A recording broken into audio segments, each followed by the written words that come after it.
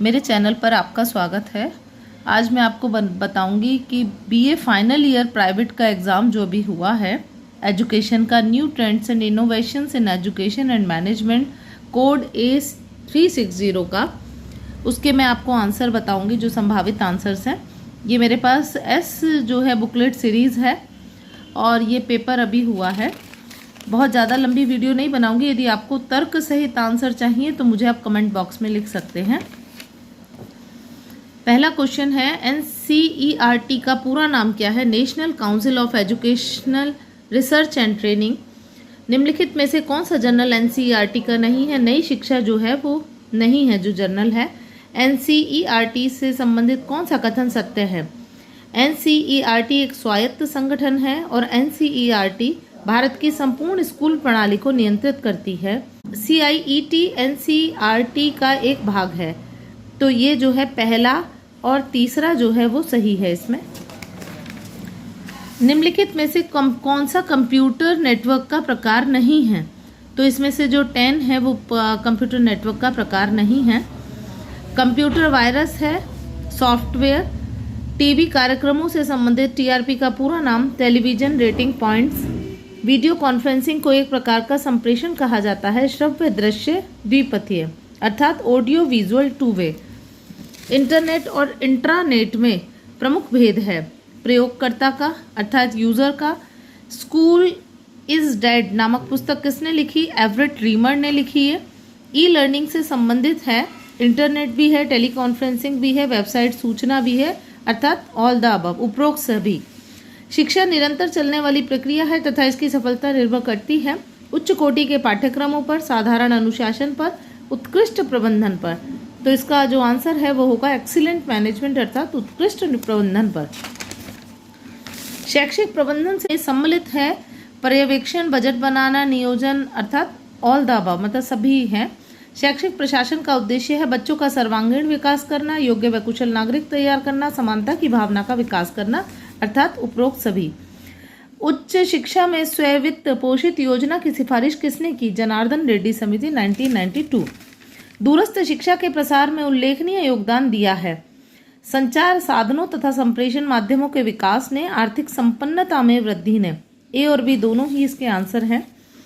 किस संस्था का शिक्षा पर सर्वाधिक नियंत्रण होता है? तो सबसे ज्यादा जो होता है वो स्टेट का, राज्य का होता है। शिक्षा किसके अंतर्गत आती है? शिक्षा आती है समवर्ती सूची के अंतर्गत। हमारे देश के संदर्भ में शैक्षिक नवाचार किसे माना जाएगा?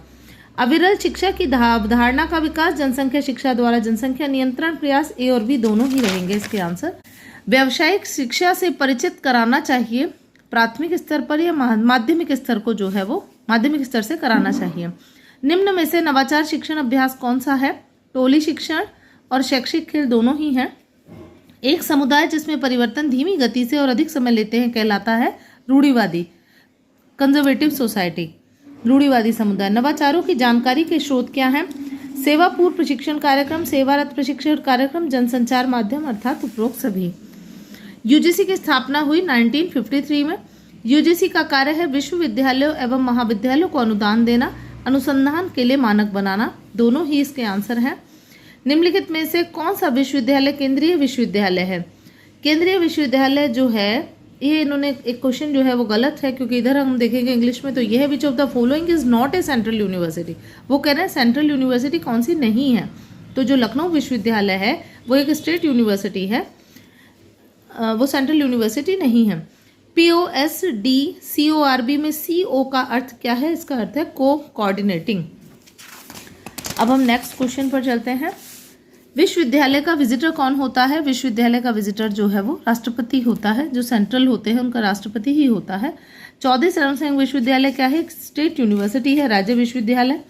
प्रशासन को एक प्रक्रिया के रूप में किसने बताया? फेयोल ने। निम्नलिखित में से कौन सा मुक्त विश्वविद्यालय है? इग्नू जो है ये ओपन यूनिवर्सिटी है। ERIC किस संस्था की एक यूनिट है? NCERT की है। NCERT के वर्तमान अध्यक्ष कौन है? प्रोफेसर दिनेश प्रसाद सकलानी।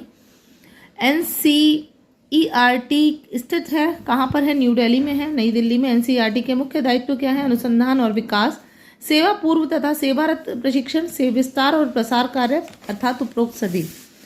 निम्नलिखित में से कौन सा सर्च इंजन नहीं है? विंडोज़ जो है वो नहीं है। इंटरनेट तकनीक में आईपी का अर्थ है इंटरनेट प्रोटोकॉल। वैज्ञानिक प्रबंध सिद्धांत का पिता किसे कहा जाता है? फ्रेडरिक टेलर को। नवाचार से आशय है नवीनता लाना, परिवर्तन लाना, दोनों ही हैं। समाज के वांछित विकास की प्रक्रिया सफलतापूर्वक संपन्न हो सकती है शिक्षा को सरल बनाकर, शिक्षा को समाज की आवश्यकताओं के अनुरूप बनाकर।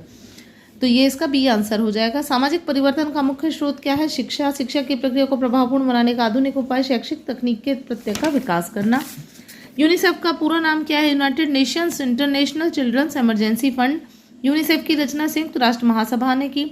हमारे देश में यूनिसेफ ने सक्रिय रूप से कार्य करना प्रारंभ किया सन 1949 में।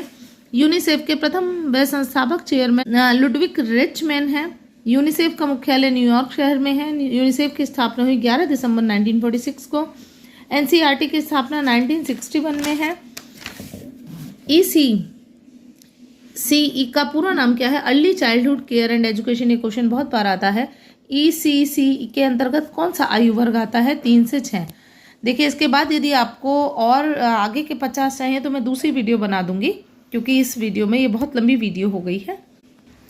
आप इस बुकलेट से अपने क्वेश्चंस को मिला सकते हैं और अपने रिजल्ट का पता कर सकते हैं कि आपने कितने क्वेश्चंस जो है वो सही किए हैं। Thank you.